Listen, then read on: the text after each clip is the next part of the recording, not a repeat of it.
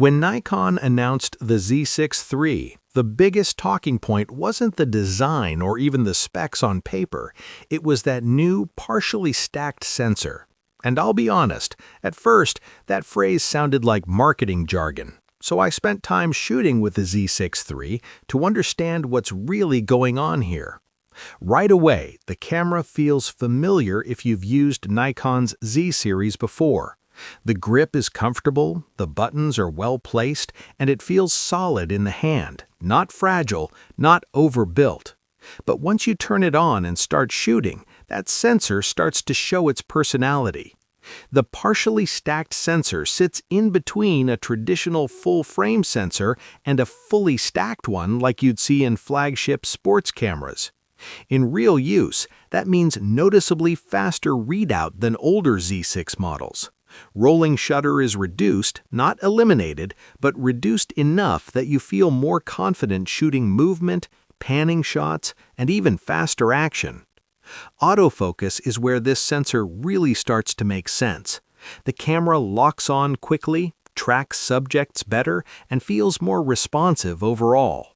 It's not instant magic, but it's a clear step forward. Face and eye detection are more reliable, especially in mixed lighting where older models sometimes hesitated. For video shooters, the experience is mixed in a good and honest way. You get smoother motion and fewer distortions compared to previous generations, which is great. At the same time, it's not pretending to be a cinema-focused beast. Heat management is solid, recording feels stable, and the footage looks clean, but this camera clearly aims to balance photo and video rather than dominate one category. Image quality is classic Nikon. Colors look natural, skin tones are pleasing, and dynamic range holds up well when you start pushing files in post. Low light performance is strong for its class, and noise stays controlled at higher ISOs. This is still very much a camera you can trust in real-world shooting situations. Now, here's the honest truth. The partially stacked sensor is real innovation, but it's also a compromise. It gives you speed improvements without the extreme cost of a fully stacked sensor.